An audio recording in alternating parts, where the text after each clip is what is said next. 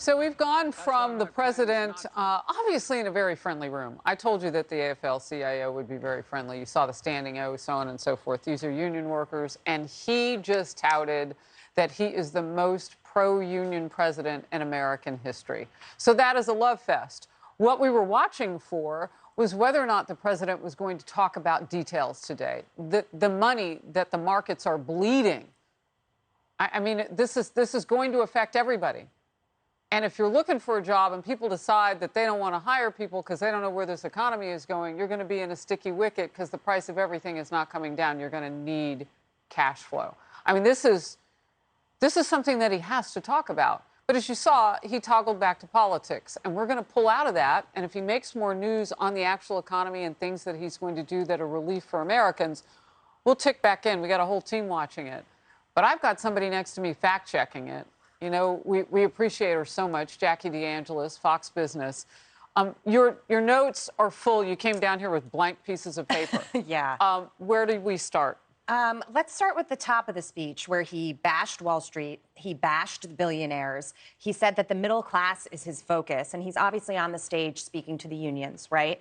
The unions are the middle class, Harris. He lies when he says that people in this country have less debt and more savings right now. They are suffering from 8.6% inflation. Real wages are actually down 0.6%. People are losing money because inflation is eating into what they're making if they choose to go to work. Now, the one thing he has on his side is the job market right now. But remember, there's 11.4 million openings. Some people are choosing not to go to work because they feel they don't get paid enough to be able to cover their expenses. And if they wait long enough, maybe more stimulus checks will come. So real quickly, so they'll draw on unemployment. They'll draw on the money that they can for as long as they can to figure out when it's better to get back in the market, when their wages don't get eaten up by the cost of milk and baby formula, if you can find it. By the way, there's a shortage of tampons today.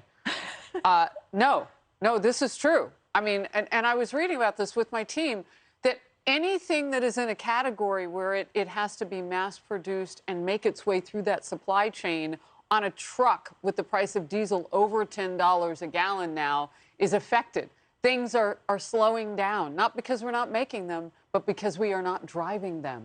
Absolutely. And the supply chain is a huge part of this problem. Gas prices are a part of the problem. We've discussed so many times what inflation is, right? Too much money chasing too few goods. We're not producing enough in this country, including pumping oil and refining gasoline. Another quick fact check, and then I want to get to the part where he said, have you seen the economy before he was president? Right. I'm giving that to my team so they know to tee it up. You asked me while he was speaking about the deficit, and he claims that he's brought the deficit down by $350 billion. Is that true? That is true, but the projections from the Congressional Budget Office were that he would reduce the deficit by $870 billion. Oh. He is far, far off the mark of where he should be right now, and that is because of the American Rescue Plan and the infrastructure plan, all the spending he's done that he's touting on the other side of it. All right, I want to make sure I understand the sleight of hand there. So what he's saying is true. He's brought it down by X amount, but he needed to bring it down by so much more because of the spending that he's doing. So once again, it's a distortion of the facts so that he could make the picture look the way he wants to. And I will borrow the words of our colleague Brett Baer and say every time I watch him get on the podium and speak, he is more and more disconnected from reality. He stands up there and says he wants to help the middle class. The middle class is suffering right now. Well, and as you pointed out, he's talking to them there.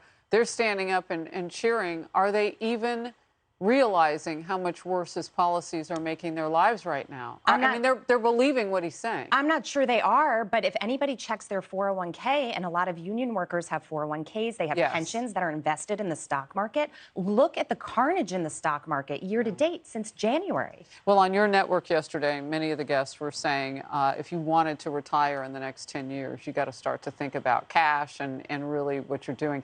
And most of us are just trying to go to the store and we're just trying to get by day to day. No, we are. Forget We're coming out of a retiring, pandemic. Harris. I mean, Whew, a Well, lot. and that was the other thing, the distortion of the facts about the pandemic, right? He dumped on President Trump that all these jobs were lost, that people were dying under COVID. There were more COVID deaths under his watch than previously. In the first 6 months of his watch. And the reason that we were in the situation we were in was because the economy was shut down and we had a pandemic on our hands. He has gotten lucky in the aftermath of this because slowly the virus has mutated and it's slowly, you know, becoming manageable. That's luck. That's not anything he did.